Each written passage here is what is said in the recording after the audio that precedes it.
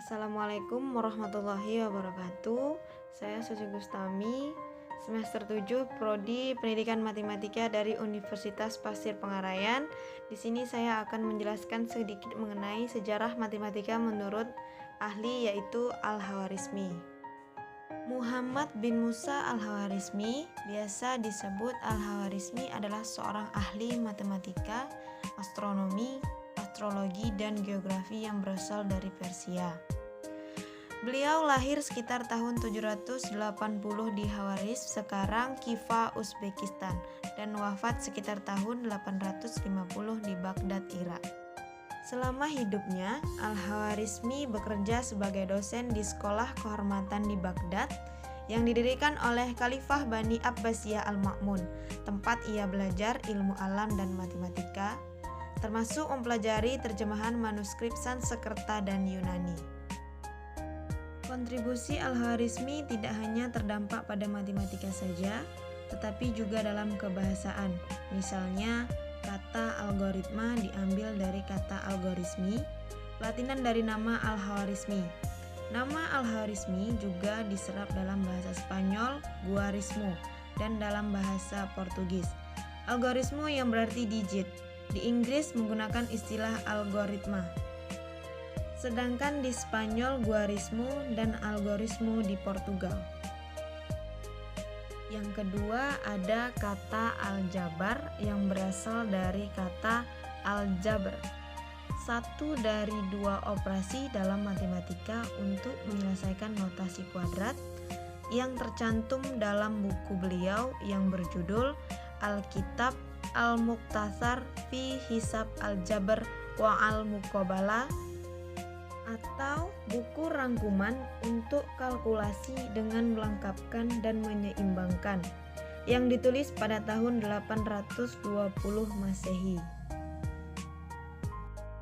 Buku pertama Al-Khawarizmi yang kemudian diterjemahkan ke dalam bahasa Latin dikenal sebagai Liber Algebrae et al-Muqabalah oleh Robert dari Kester dan juga oleh Gerardus dari Cremona pada abad ke-12.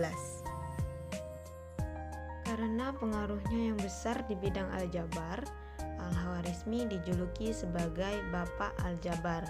Namun, julukan itu diberikan pula pada Diophantus, seorang ilmuwan dari Yunani kuno. Al-Khawarizmi diperkirakan meninggal sekitar 850 Masehi. Namun karya-karya besarnya masih terus berkembang dan banyak dipelajari hingga saat ini. Al-Khawarizmi juga berpengaruh dalam bidang ilmu pengetahuan. Beliau merupakan orang yang pertama menjelaskan dan mempopulerkan kembali penggunaan angka nol, serta mengenalkan sistem notasi desimal dan tanda pengalian dua. Al-Khawarizmi juga memperkenalkan tanda negatif pada bilangan dan juga membuat tabel perhitungan astronomi guna mengukur jarak dan kedalaman bumi. Teknologi modern adalah bidang lain yang merasakan kebermanfaatan kontribusi Al-Khawarizmi, seperti dipaparkan oleh Dr. Ibrahim B. Shed pada tahun 2011. Aljabar dan algoritma memungkinkan pembangunan komputer dan pembuatan enkripsi. Menurutnya, industri teknologi modern tidak akan ada tanpa kontribusi matematikawan muslim seperti Al-Khawarizmi.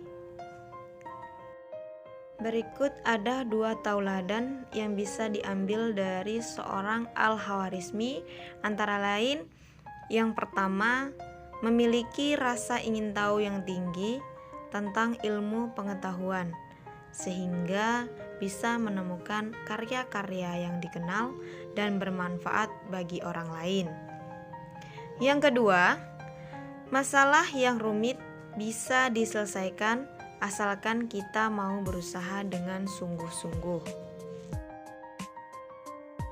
Terima kasih kepada rekan-rekan yang telah mendengarkan sedikit penjelasan dari saya mengenai sejarah matematika menurut ahli Al-Khawarizmi yang merupakan Bapak Aljabar dan Algoritma.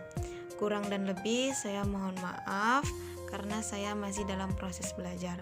Assalamualaikum warahmatullahi wabarakatuh.